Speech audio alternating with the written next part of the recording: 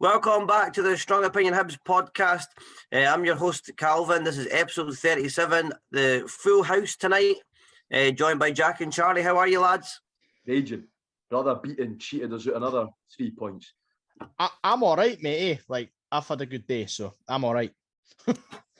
Good stuff. I'm all right as well. I don't know how you feel about last night, to be honest with you. And I've got dog sitting there now as well. I'm watching my dog. He's in the room, so if you hear a bark, that's what it is. Just to save me trouble with editing and that. Right, let's just jump into it, lads. Pre-match, what did you think pre-match? With the atmosphere, with the tellies and that, did you think it was decent, or what did you sort of think?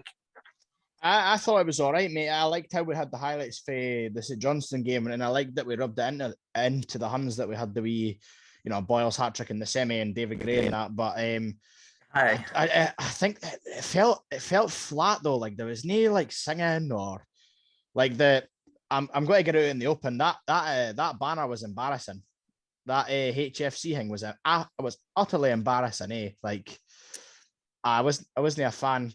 I wasn't a fan. If it's half green and half white, if they just done it white, it looked spot on, if it was white with green letters or the other way about, it would have looked much better. But I thought it was obviously flat, and you know what happens when the Huns come to town, mate. The bigotry and the sectarian songs was in full show before the game, and I've got to hand it to them. I thought their smoke bombs when they come out was actually pretty class, but obviously looked all right.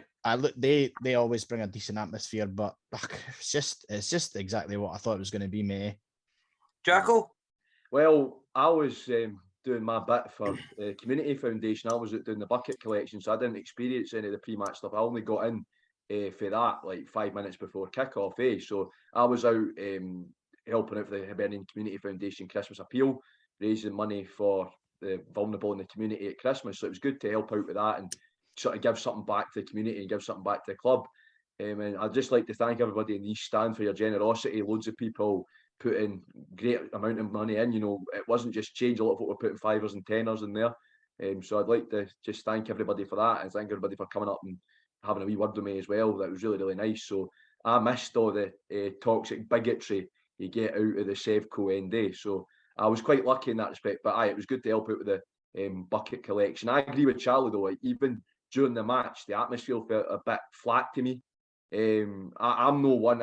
I straight away, I'm no one for these smoke bombs, and I think it's silly. I know you're about creating an atmosphere and that, but it's dangerous. Pyrotechnics and that, and also against the law. It's a public order offence to let off pyrotechnics, so no condoning any of that at all. But I thought it was really, really flat. It's a big game. You want to be making as much noise as possible, and that's why I don't really agree with having the block 7 in that wee corner. They should be in the middle of the stand. They should be in the famous 5 lower behind the goals, where they can make more noise and be sort of more visible, in my opinion. But I said I missed all the pre-match stuff, but I still felt good doing my bit for charity, so that was good. I'd say the same. I'd say the same. I thought it was a bit flat, the whole sort of game, the atmosphere and that. There's no singing in that, I might be wrong, but I think Easter Road used to be like that. There used to be a lot of singing in that, But nah, it was deed about me and that, and I got to address it. There's a lot of empty seats. I think Hibs could do a lot better than that. I mean, you're charging £28 to go watch that, and sometimes even 34. It's a lot of money for folk. And it's not just the ticket prices. Ken, folk are buying food at half time and that. You're spending £40 a game in that. It's not the easiest for folk. And I think they could have dropped the ticket prices for to be a tenner for school bairns or something like that, or giving them away to somebody. I think. What was your opinion on that? I think I completely agree with you. Obviously, as a fan of German football, the ticket prices are a lot cheaper over there. For a Berlin derby, if you want to get in the Oberring in the Olympiastadion, which has got a decent view for the Berlin derby, it'll only cost you about 10-15 euros. Now that's a derby, 10-15 euros. So I think Scottish football in general needs to sort it out, because other clubs in the Premiership have ridiculous ticket prices as well. Most of them do. Celtic, Rangers, Hearts, Aberdeen, ticket prices ridiculous. You have to go into the bottom 6, like St Mirren, Livy, before you start getting half decent ticket prices. But I agree, the club need to be incentivising people in. And I know we've got to make our money somehow, But I agree with that one for the school bairns or offering family packages like the women's team do at a sort of decent price. I think we could be doing more of that to get bums on seats because it's a big game and we want to see more of that. And what I don't think helps, and I think a lot of people know my views on this, is Sky Sports.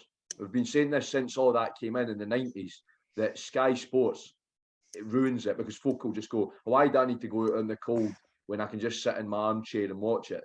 And that counts for Rangers as well, because there wasn't many, but there was a few empty seats in the away end as well. And you'd expect Rangers to sell that out. And I know it was like a near sellout, and I'm maybe nitpicking or clutching at straws, but there was a few empty seats in there as well, which I'm sure quite a few Rangers fans will be annoyed about as well. So, yeah, for me, it needs to be better, and the club could be doing more to incentivise fans to get bums on seats. I agree. Charlie, any thoughts, mate? As much as I agree, I hate to make excuses because I agree we should be having more fans. But if you look at it, mate, like we're in a final in 2 weeks' time. Like, and I'm not making excuses, but like I think if you offered fans, if say for example, right, you're a dad, you're taking your 2 kids to the final, that's £100 minimum. Then if you want to do that again against the Huns midweek, that's another £100, like give or take, and then you've got Christmas to add in. So I think people are probably just picking their games this month, which you get that every time of year, Like people would rather go to Hampden than Easter Road, and that's maybe why we've only got. Well, actually, we've got 20,000 tickets now for the final because we've just won an appeal. Get it right up, yes, Celtic. So we've got 2,000 more tickets going on sale. Tomorrow or Friday, whenever you see this. So I think it's. I'm not making excuses, mate. But I think the attendance last night was a bit meh. It didn't make for a great atmosphere. I thought it was a bit flat and that. I thought I'd just get that out of the way first of all, because it's something I noticed. Right, sum up that game in one word then. When you go, Jack. Frustrating. And I'm not saying frustrating because we didn't play well. We did. It's frustrating because, well, penalty Rangers, I mean, we're sitting there saying, when are they going to get the penalty? And they did. And I think it was frustrating. And neither side deserved to win that game. Jack Ross admitted that. A few Rangers fans that I know admitted that. Neither side deserved to win the game. It really should have been a 0-0 draw because neither side offered anything. The biggest chance I remember Rangers getting, apart from the penalty, was Morelos when he just headed that over. And we had a few half-decent chances that we didn't take. And I think that was our biggest problem, is we didn't put the ball in the back of the net. If we had taken at least one of those just half chances, like it's my bugbear about us, it's just, see when you're on the edge of the box and you've got space, just shoot. I would love to see a player like Newell do that more often. If we had just taken one of those and went 1-0 up, Rangers were offering nothing. We go 1-0 up, we would have won that game. Simple as that, because we just could have sat back, because Rangers were not good at all. I'm not saying we were exactly brilliant either, but Rangers weren't great. They weren't offering anything. One of the big things I did coming away for the game after it, we'll get into that, Charlie. You go. How would you sum it up? And significantly less words than Jack took to describe it in one. I'll say flat. Yeah. Aye, flat. Aye. That's really it. I would say pretty flat and frustrating. I would say strange. I thought it was a really strange game. It was strange because it was almost like both teams were playing not to lose in a way. They just cancelled each other out until obviously they got their penalty. But what did you think of Hibs' first half then? Jack Ross obviously thought, we played pretty well both first half and second half. As he said in his interview after the game, he didn't think that we actually deserved to lose. Jack, you touched on it there. Based on the performance, do you agree with him? I do. Honestly, I do. First half, I think it was a lot of attrition in the first half, really. Like, neither side were neither us nor them were exactly offering anything. I think you could have went into the first half and it was good, but you could put it down as could do better, if you see what I mean. But I think the second half was much better from us. It was a bit like the Celtic game, where the second half was a lot better, and then they just get the penalty, and that's that. Which I'm sure we'll touch on the penalty later on, but that's it. I said it before, and I'll say it again. Neither side looked like scoring up until the penalty, because we just want to take our chances, and Rangers were offering nothing. up top. But yeah, I completely agree with Jack Ross there.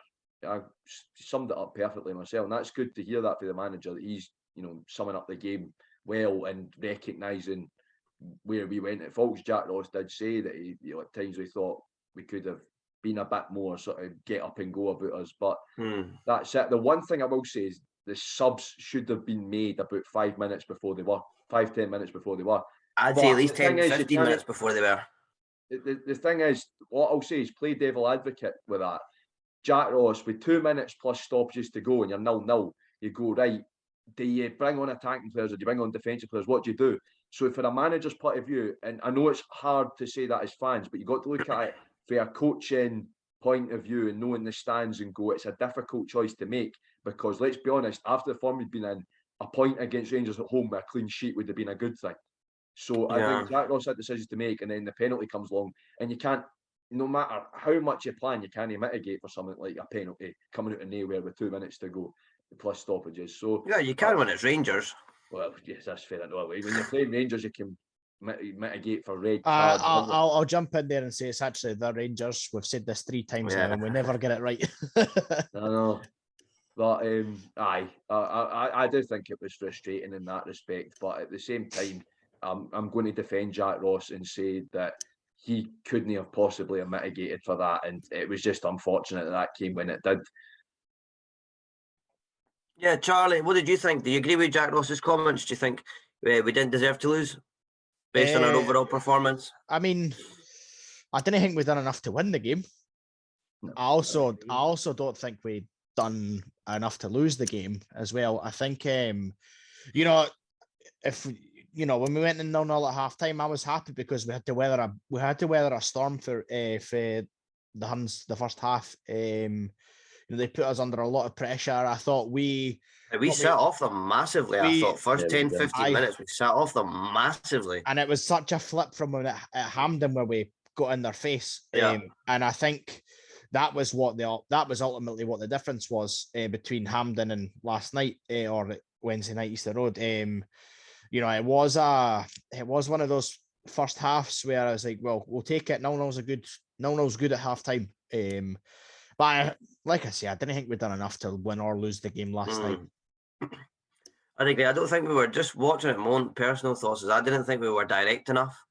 Like Jack says, not enough shot on goals, and I've banged on about this all year. For me, we didn't shoot enough. Try to walk it into the net. It's almost like Fenlon-esque. You know, it's frustrating. Like Jack said, to sum up, it's frustrating. I just feel like they were there for the taking. I tweeted that out after the match. I felt like they were there for the taking. Like, I don't think they're a great team. We've seen that at Hampden. We've seen it over a couple of their games this year as well. Like, they've relied on penalties and red cards to sort of dig them out a ditch, and poor refereeing decisions. I just thought they were there for the taking. And I feel like had Jack Ross, like, I think the folk around me were getting annoyed with me because I was saying at least with half an hour to go, 60 minutes, I was saying probably time for Scott Allen. Like, I'd bring Scott Allen on, or I was saying, like, I wouldn't have put Murphy on. I feel like he's a Hun. Do you know what I mean? And for me, he just yes, he scored in the last game and that, but for me, he doesn't do enough. Kenny scored in the last game, and you two were going on about it. I was tapping at the back of the post, man. I was tapping that one at St Johnstone. He scored them. Well, that's true, but unfortunately for me, I'm frustrated with him because he's not been there to score them enough. He missed the one at revert back to the Celtic, missed the one in the semi-final against St Johnstone. Like, missed an absolute sitter in Dundee as well. And if that went in, we won 3-1. Then we draw 2-2 as a result. I did trust him. For me, I did trust Murphy, and I ken he's a Rangers fan and that, so I don't know if he'd ken. He's obviously a professional in that, but for me, nah, I wouldn't have. I thought Cadden was brilliant as well, so it was a shame Cadden came off. I thought that was bizarre. It was it felt like Jack Ross took his most promising attacking threat off and Cadden to bring Jamie Murphy on, who did he touch the ball? Space all night. Did he touch the ball? Once or twice, but no impact. Like nothing that was going to be very important. I think the main sub for me is Scott Allen. I wouldn't have really brought. He was crying out for him. That game was kind for Scott Allen, definitely. The boy sitting next to us, Jack, on my side was saying, "Watch him bring Scott Allen on when we go 1-0 down," and it's exactly like we'd say that. Our whole row, Jack, had said at 65 minutes, this game is crying out for Scott Allen. Oh, so did I. And all were saying it. Me, you, David, the guys the other side. Yes, it's just like guys in front. I think sometimes we just need to bite the bullet and bring him on with 20 minutes to go. Like, I kind of was 0-0, and we're like, for my money, I was happy with a 0-0 last night if it finished that way. But Rangers are always there for the taking. Like, even under Gerrard, how many times did we get a positive result against them? Well, not very often, but we should have had a positive result against them more than we did. So we always seem to up our game against them. So I think we should have made that sub, like, but I think if you did, I just think it switches in our favour, because I feel like we would have had the chance to be more creative and find that cut and pass, that final cut and pass, and unfortunately we just didn't. I felt like we're very defensive in the middle of the park. I mean, a lot of folk are in me. I didn't even notice it myself, probably because I wasn't watching in particular, but Joe Newell apparently had an outstanding match. I mean, I thought he was good, and I thought him and Doyle Hayes broke up a lot of the play, but I don't know. What did you think of that? I just didn't see much about that, but a lot of folk were saying he was unplayable last night. I never really seen much of it. It's funny that I don't know why I never picked up on it. When I was at McDermott on Saturday, I thought he was definitely our best player, and I think last night he was good as well. But I think sometimes people just like give him too much credit, because like I think sometimes he's a bit of a shite bag, for lack of a better phrase. Like, especially if he gets to the edge of the box, he's always like, "What do I do it now?" And like, and I get it, he runs past the ball to give us more options and that, but sometimes it's like, Joe, just shoot. Like, so frustrating. Like, same with Doyle Hayes. Like, I kind of the talking points Joe Newell, but the two of them just shoot, man. It was the same last night. He's like, gets to the edge of the box. He's like, right there, have the ball, Cadden. They just have a shot. McGregor's crap. You know what I mean? Eddie, did you see it when one of our players went down? I can't mind who it was in the middle of the field, and he rushed out his goal line about 30 yards, and he was shouting, "Play on, play on, play on." I seen that. 40-year-old man, he's embarrassing, man. I don't like it, mate. It's ridiculous. I mean, I think picking back up on the Newell thing, I've got to say, like, I completely agree with like what's been said. I think Newell had a decent game, and he does provide quite a wee bit for us. But at the same time, I wish he'd do what Stevie Mallon used to do, which was just shoot.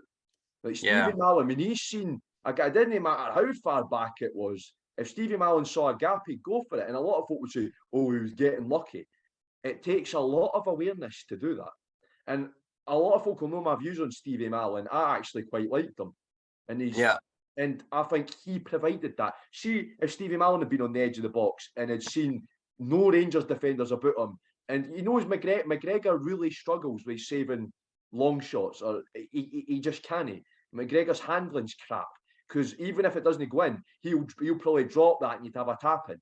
So that's why I wish Newell or Doyle Hayes would do what Madden does. I wish what man about Mallon? Sorry, Mallon. And I wish they just do that. You know, I wish Jack Ross would sit them down and show them Mallon's goal for the derby and say, "Do that." See, when you see a goalkeeper off their line, just shoot, just batter at one from midfield, because and the thing is, if it doesn't go in at the net, at least you've tried. At least you're getting a corner, or it's got to bounce back into the box or something, Zach. Exactly. Jack. That's why I honestly miss Stevie Mallon, because he would have battered that one, and you know, it would have been 1-0. I would have been doing it at the front, and it would have been brilliant. So there you go. Do you know something, right? I can't mind the last time that we had a mid, other than Stevie Mallon, right? The last time we had a midfielder that would be happy to shoot for that distance, Ken. Like, I can't think. Yeah. Maybe it was before any of our lifetime. Well, it's like it's just like we didn't seem to have a centre midfielder ever who's like, I'll shoot. Ken and Sauzé, because he sort of Sauzé would do that often enough, but like in the past, Matty Jack, I know he never scored, but he'd take it on. I kind of like McGinn scored a few, but like it's not often enough that we like, especially at Easter Road. Like, you need to do it. It doesn't matter if you scored 40 yards against like St Johnstone away. Like, you need to do it at home. Exactly. I agree. I just felt like so we'll jump onto the penalty decision. I mean, I went with Hazel last night, obviously, and we were sitting there and I said to her, listen, like, guaranteed they either get a penalty or we get a red card. I was like, one of the two, like it's a toss of a coin, one of them's going to happen. 84 minutes happened. You should have seen her face, it was just like shocked. I was like, tell you. For me, see, when I seen it, I seen a leg extended out for Porteous, but when I've seen it on the replay, there's contact, but he pulls his leg back and he tries to retreat his leg, and it's like it's too obvious for me. It's too obvious. Like Kent, a fantastic player. Like I'll give Kent his due. Last night he was in front of me up in the wing, really tricky, really skillful, like really good player. I think he's trying to get himself a move to Aston Villa with that performance. But very soft penalty. Even Kenny Miller and Chris Boyd said that in the commentary, and that tells you everything. Same time as well. Hingway took beating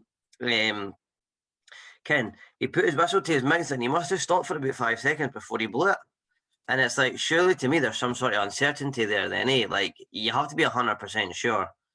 And I don't know. A lot of folk are saying it's quite similar to everyone in the cup final. Nah, because there's more contact there. Do you know what I mean? In the cup, in the semi-final. But what did you make it? I'll go first, and I'll say that at the time, at the time it looked like it wasn't. If you see what I mean, because where we were sitting, it was difficult. I actually thought it was outside the box when it first happened, but then of course it wasn't. It's just because of where we were sitting in the East Stand. But I look back on it, and in the letter of the law, that is a penalty, unfortunately. And in the letter, not in the spirit of the law, maybe, but in the letter of the law, that's a penalty. And also, when it's Rangers, you know they're going to apply the rules rigorously in their favour. And Beaton looked so happy that he had the opportunity to do that. But I will say it's just a tiny bit reckless with Porteous, eh? Just a tiny bit reckless. Laughing when he gave it. Have you seen the picture of Beaton's face laughing when he gave the penalty? No, I'm not joking. I genuinely think that was Photoshop. I think that. I hope that's Photoshop. That was Photoshop. Photoshop. Calvin, you're a graphic designer. I know, but I only saw it. One of the bairns showed me the day, and I thought I wouldn't put it past him. That's the thing. You could tell that because somebody's imposed his face when he's smiling over the original picture, because it's like you can tell the way the outline. But no, anyway, that's not relevant to what I was saying. The point is that I think it's a teeny bit, because Porteous knows that if you go in on a Rangers player in the box, the chances are they're going to go down like a ton of bricks and they're going to want a penalty. And the fans were shouting for it as well. The referee will always go with a crowd because you'll get a shower of £1 coins at you otherwise. But I think it was, I know it was good that Porteous was physical in the game. Felt Porteous had a good game. I just think for me, you can't. I'd rather that Macy makes a save and it goes ballooning over the bar than giving away a penalty, to be honest. That's just my view. But in the letter of the law, it's a penalty. If we have VAR in Scotland and they look at that, would they give it? Maybe not. But yeah, it is what it is for me. You know, I think if you look at it the whole night, Beaton didn't have a stellar performance. Neither did the linesman on the East Stand side either. Mm-hmm. And I think that's that. But for me, my attitude to this in games is no matter how dodgy the decision is, it went against you. There's no changing it. And that's it. And I think it was a very well taken penalty for Roof. Sent Macy the wrong way, good amount of power on it. And there you go, 1-0 Rangers. But it's frustrating, but at the same time, you look at that and had we taken our chances, that could have been a consolation or an equaliser. So football's all about what ifs and everything like that. And what I will say is in the letter of the law, that was a penalty, unfortunately. I know there's permutations and everything like that, but in the letter of the law, that's a penalty. Any thoughts, Charlie? I would like to raise the question, if that's up the other end, do we get that? And the honest answer is 100% we do not get that. No, not at all. We never get that penalty. But I would say this all stems from Chris Cadden and Paul McGinn being skint too easy. Yeah. So, like, it swings you around this, isn't it? But I think Porteous against Rangers, everyone's watching him. And I think it had to be him that gave it away. Eh? Like, it wouldn't have been anyone else. You know what I mean? Like, but I think it's a soft one, but we've been given a soft penalty this year, so it sort of evens itself out. But I'm not taking it. When I seen it, I was like, never a penalty, but there's enough. I think there's enough contact to give it. But I think it's a joke. Like, honestly, like, yeah, Calvin, you said it there. Like, I said to the boy next to me, they're going to get a penalty, and it happens. Like, you can almost tell. It's happened over the last 5 or 6 of their matches, though. It's been a red card and a penalty, and it's dug them out a hole because they've been drawing those matches or losing. Well, you even look at when we played them in October at Ibrox, we were comfortably controlling that game, and Porteous gets sent off. You know what I mean? Like, and it happened. It happens too often for it to be a coincidence. Oh, Rangers have got a penalty. Like, it's except when they played us at Hampden. Like, it's almost every game they're getting a penalty or someone's getting sent off, and flip it on the other shoe. And it's very rare that someone gets a penalty against Rangers, albeit we got one 2 weeks ago. But it's just the SFA is corrupt to the core, and it showed it again last night. But I think it is a penalty, to be honest. But you're right, Calvin. Beaton did take a few seconds to get, but So coming on to Beaton, what did you think overall? I'm really no one to go big on the referees and try and can pull the referees down or sort of blame the referee for the team losing. I didn't do that myself, but and I'm not doing it here. But I didn't think he had a great game. There was a few. He seemed like a bit of a bottler to me. Like he'd lost it a few times. There was one when Porteous was running through and he fell down with a push. And he got back up, but the referee was over shouting at him, saying, get up. And I think he gave a free kick to Rangers for it, right? And then you're just standing there and like, what? And then, or he booked him for it. I think he booked him for it. I can't actually mind, but the same thing happened in the second half. And the shoe was on the other foot and there was nothing. Never shouted at the player or anything. It was the exact same tackle. It's bizarre. There was one Boyle early first half. He was onside doing my end of the west, onside, and it got put down as offside, and quite rightly him and Cadden were going off their head at the linesman. Well, there's another one in the second half, if I remember rightly, where Nisbet runs round the defender, gets the ball. It's like, and you know the worst one, Morelos does sit into Porteous, right? I didn't see it because I don't know why I never seen it, but Porteous hits the deck, right? He gets up and he goes over to the linesman, and then Beaton's like, come here, I want to talk to you. It's like, Morelos done it to him. Like, how often does that happen where the shoe's on the other foot? Rangers player does it. And then like that one with Calvin Bassey, he boots out at the park, and then something happens and Mingen gets booked. Like, what's going on here? Like, get control of the game, man. And I'm no one for saying, oh, the ref's the reason we've lost either, but last night, Beaton never had a good game at all. And I think, and there's not one referee in Scotland that I can remember this season, apart from maybe the semi-final, where it's like, that was a fair performance for the ref here. Even the European games were shockingly refed as well. What do you think, Jack? Oh yeah, definitely. We've not had the rub of the green with referees this year. Unfortunately, like that Icelandic one we had against Santa Coloma that sent you off he was a clown. But I'm never one to go in on the referees either, because it's not a job anybody wants to do, is it? No. You know, either way, you're going to get the blame for both sets of fans. You're going to get the blame for both sets of managers. So all I say is it takes a lot of balls to be a referee, to be honest. Honestly, I'm not joking about that. It does, especially at the top flight in Scotland, where you're going to have to put up with quite a lot of abuse. But I think Beaton had a shocker, and so did the line. But the linesman on the West Stand side was all right. I'd say he made a few dodgy calls, but he was all right. It was the one on our side that was the worst one. Now, the one about Boyle is, how the hell can you be offside in your own half? Well, when you're playing Rangers, you can. Well, exactly. They just make up. I think they just make up. It's called Sevco rules football. They just make it up as they go along. But the one when Nisbet it ran past, that was a stupid offside call, I know.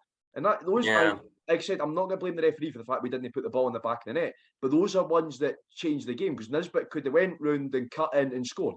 You don't know. And like I said, football's a game of what ifs. But there's that. Then I think there was another few ones. That one with Bassey, I think, was stupid. It was, first of all, it was petty for Bassey. You know, and then he's quite a big lad, and he starts getting all that's aggression towards an opposition player. You're not meant to do that. It's not sporting behaviour, you know. And I think that's ridiculous, I know. And you could see Jack Ross getting more and more and more frustrated. And yeah, but there was a few where Beaton was going over and speaking to our player when it was a Rangers player that had instigated it. I just don't know. I think I completely agree with you, Calvin. He bottled it, He bottled it. And I think that's ridiculous. The only decent referee we've had was whoever the referee was in the semi-final. The thing is, you're only asking for consistency. Exactly. That's it. We didn't ask for anything more, It's almost like Steven Gerrard asked for consistency last year. You know what I mean? Yeah. Like, and that's or it might even been this season. I don't mind because no, it was last season. It was. But like, why Rangers and Celtic are the two that benefit most for the referees? So why, like, if he's asking for the victim, if he's asking for consistency, he's getting it. You know what I mean? The thing is, as well, there was one. It's just like, in terms of saying like he bottled it, the ref beating. There was one, and it was a free kick to Rangers doing in their own corner flag between the famous five and the West.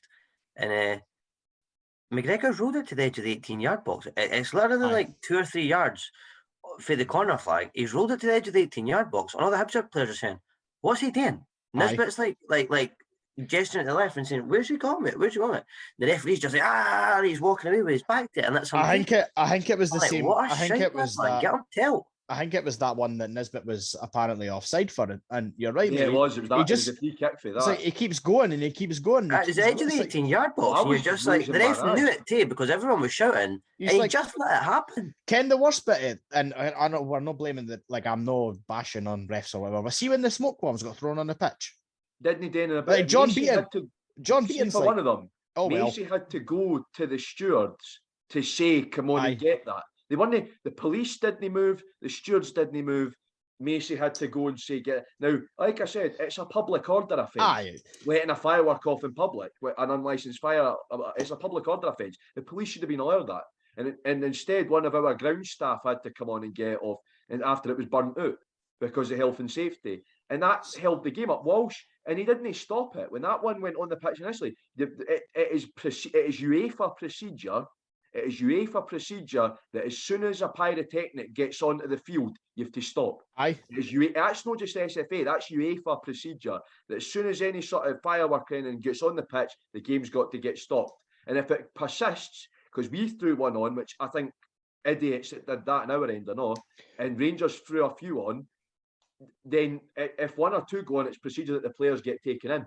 That's procedure as well, that the players get taken in for a wee while. I've seen why the Hibs one got thrown on, but I didn't condone it. It was let off in the stand and there was people coughing that were too close to him, whatever, so it just got launched. But you're right. You didn't you're going back to the fact it shouldn't have been let off at all. No, kind of like I like seeing the pyro in Europe, like in teams that have got like dedicated areas in the stand for it and whatever. Yeah. But it's just like it always happens when we play Rangers or we play Hearts or. It's just you didn't see that when Hibs play St Mirren. Okay, what I mean? Mm-hmm. Well, any closing thoughts on the Rangers match? No. I think I've went over everything I wanted to say about it. I think I would just say enjoy your time at Hampden in 2 weeks. Huns, all right, you're not gone because we pumped you the other week there. So that's all I've got to say on the matter. Not that we're petty or anything like that. Ken, we could mention the police or what keeping us behind half an hour, but we'll not get into that. I had a good laugh with them. We did, but we'll move. There's a lot of I forget. Well, there's a lot of half decent Rangers fans that I actually ken. But I tell you what, I'd rather be anything in this world, and I mean anything in this world, rather than a Rangers fan. I seriously would. What would you rather be? Would you rather be a Jambo? I would. I hate Rangers. I hate Rangers. You've said it that you can't take that back. And listen. Do you know what I hate more than Rangers? The folk from Edinburgh that support Rangers. What are you doing, man? Aye. I mean, you can't laugh at Hearts fans because they're just us. Aye. But Ken, for Edinburgh supporting our local team, Ken. But I wouldn't want to support Rangers, man. They're a horrible team to me. Listen, I've got a very short list of things I hate in this world. Number 1, ISIS. Number 2, Rangers. That's my list. Here's my list. Oh, since we're doing this, here's my list. Here we go. Rangers, Hearts, Union Berlin, Schalke. Could you want me? I'll stop now. It would be here all night if I listed all the things I hated. Not that I'm a better person. Very short list, but Rangers make my list. That's for sure. Aye. Right. 90. So, Motherwell at the weekend. She's fine, thanks, mate. I was waiting. I knew it was coming. I knew it was coming. To be honest, I'm not too sure. Aye, right, Motherwell. Currently 5th place. They're a space above us. They won 3 out of their last matches. 3 out of their last 5 matches. A win last night with Dundee United. They're a bit of a yo-yo team. They're winning games you probably think they shouldn't win, and they're losing games you think they probably should win. Which sounds quite familiar. I mean, they beat Hearts 2-0. They beat Aberdeen 2-0 as well. But they've been on the end of some drubbings as well. I mean, they got beat 3-0 off Dundee, 6-1 off Rangers. Do you know what I mean? But to answer your question, yes, Motherwell, fine, thank you. Good Pat, never gets old. She's fine, aye.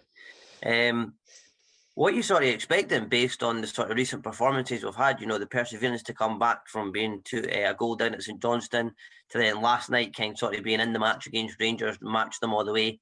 I actually had some Rangers mates text me and say that if we play like that against Celtic, we'll win that cup. So I'm not sure. But what are you expecting from Motherwell then, based on things seems to be getting back on the up for ourselves?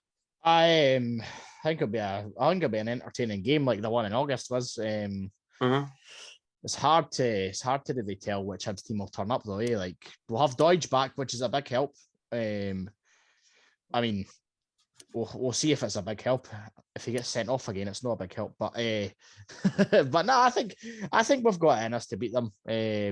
They very, very rarely win at Easter Road. I know they beat us last season at Easter Road, but it's not a common place that they win. So I think it'll be a good game to watch. Any thoughts, Jack? Yeah, I think it'll be a good game as well. Obviously, very entertaining when we played them at Fir Park, 3-2. So you got 5 goals for your money. But I completely agree with what Charles said. It depends what version of ourselves turns up. How we played against St Johnstone, how we played against the Rangers on Wednesday night turn up, then I think we'll beat Motherwell. Because they are a decent team, but their problem is consistency.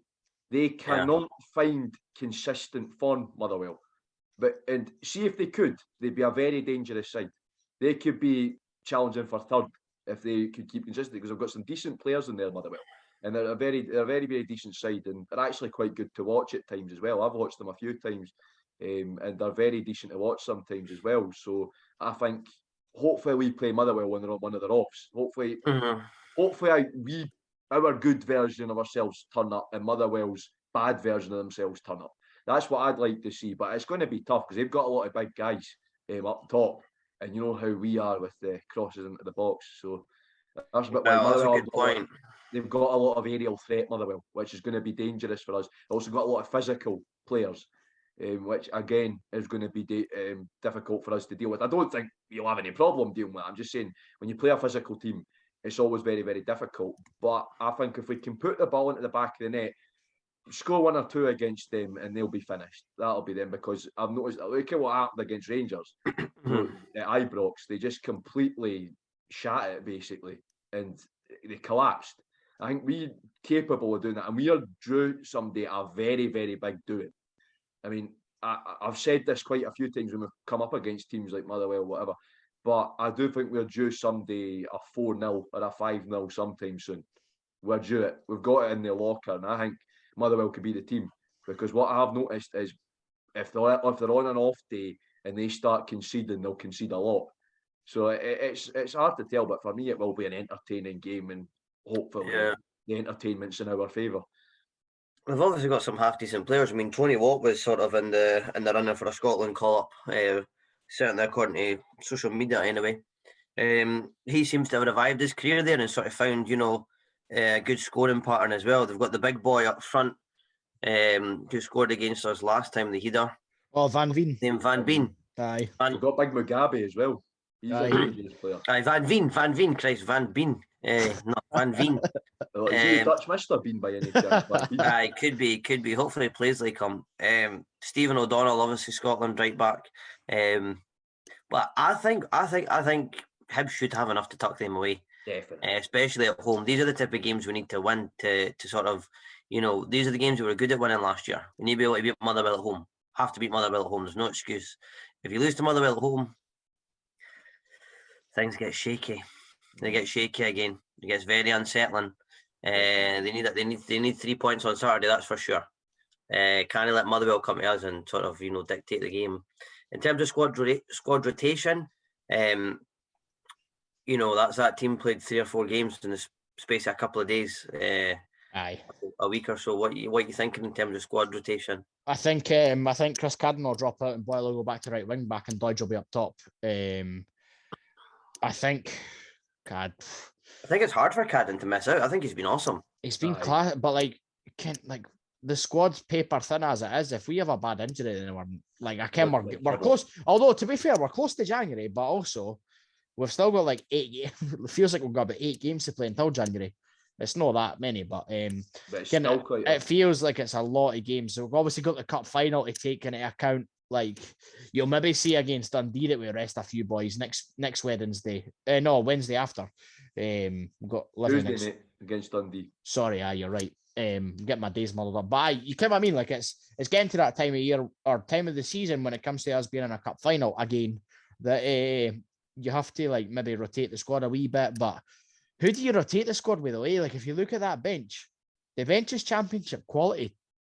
To be brutally honest about it, you've got Darren McGregor at centre back, Stevenson, obviously good cover, but they've not got the legs. Do you know what I mean? No, we're not blessed in that position, and we need to pick up points too. That's the thing.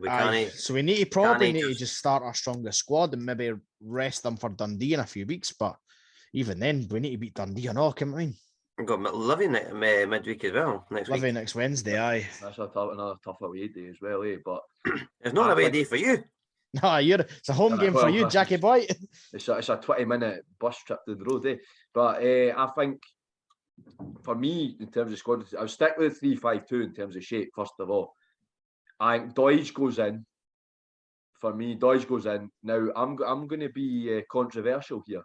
I know Jack Ross will not do it, but this is my opinion. Nisbet should get a bit of a rest. It should be Doige and Gillen. I'd like to see how that would work out. Just to give Nisbet a rest. I think Boyle will be back in there over Cadden.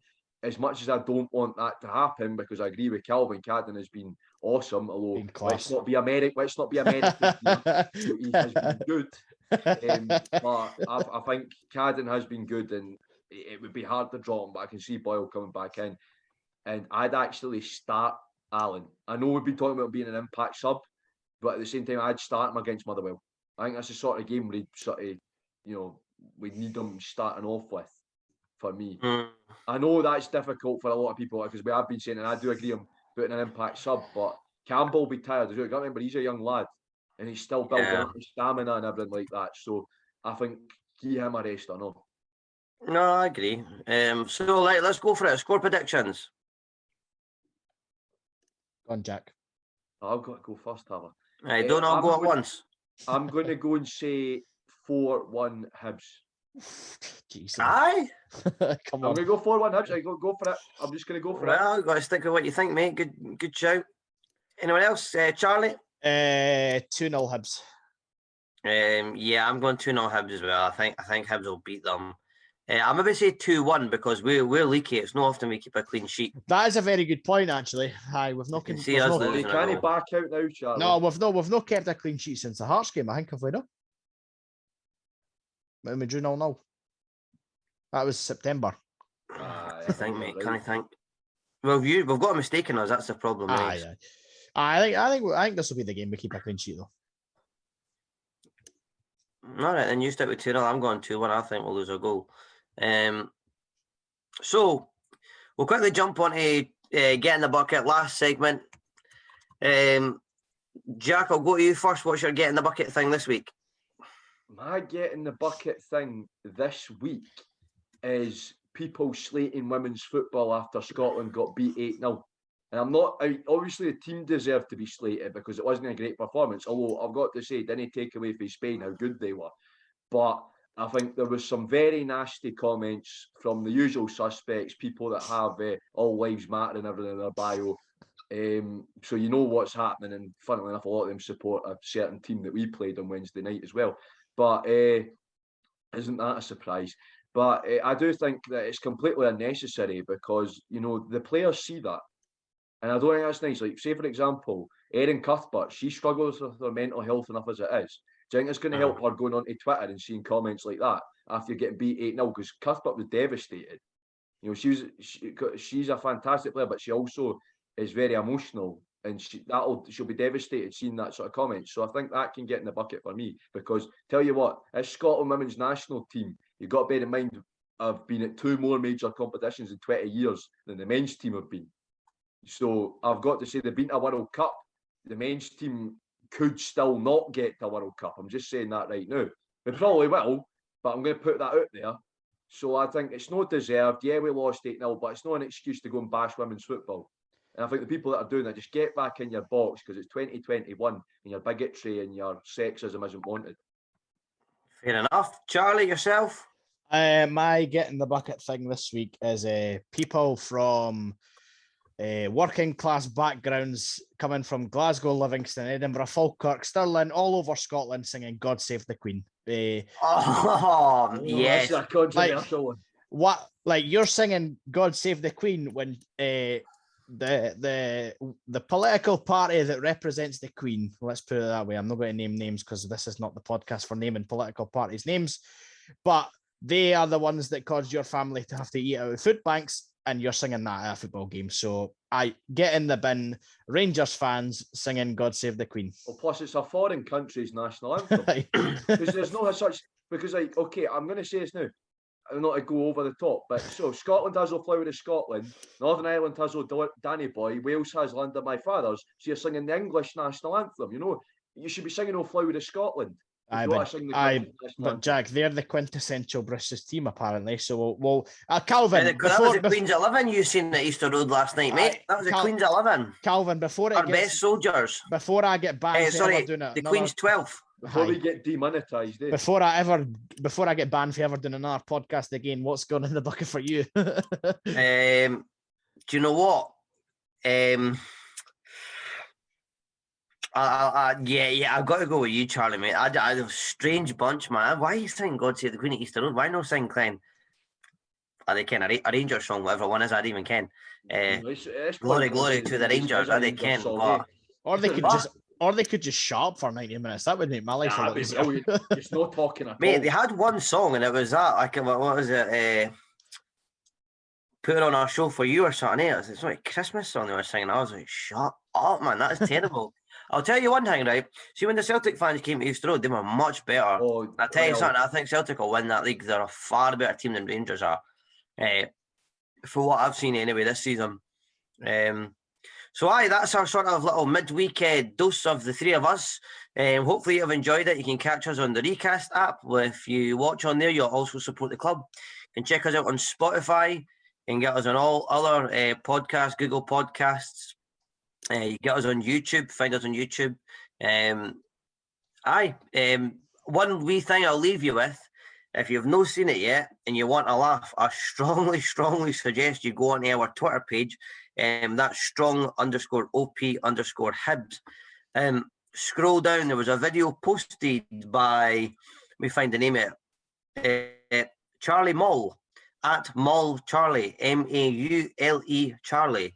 And he's put a video up saying Morelos away to see John Beaton after the game. And it's absolutely tremendous. It's brilliant, man. It's absolutely brilliant. It's so funny. So go and check that out. Give us a follow at the same time. So until the next time, we'll be back. Oh, since we're doing we're back. Since we're doing announcements, I'd like to announce. I put on the Twitter that the away allocation's been announced for the women's derby. We're in the Roseburn stand. So if you want night for me and Jacko. Yeah, you want to come in with me, Calvin, and unfortunately, no me. Yeah, well, or fortunately, depends on what you look at. The children that you're not there. But being subjected to the filth that comes out your mouth, Charlie. But if you want to come in and cheer the girls on, then tickets are free like they were at Easter Road. Let's pack out the away end and make as much noise as possible, guys. So remember, Roseburn stand, ticket information is coming soon for the club, and they'll be going through Hibs. So yeah, more than welcome to come into the away end. Although, as far as I know, the Hearts stands if you are going with your Jambo pals, because I know it's a bit more of a family atmosphere at the women's football. If you which is great to see, actually, to have unsegregated as it used to be. If you want to sit with your Jambo pals, then the home end is open to high Bs as well. But if you want to come in with a hardcore, like me and Calvin, we'll have our tops off and the megaphone. No, I'm kidding. Then you can come and sit in the away end. So that has been announced, folks. Just very quickly, I wanted to bring that up. Great point, Jack. Yes. Until next time, I'm on Hibs.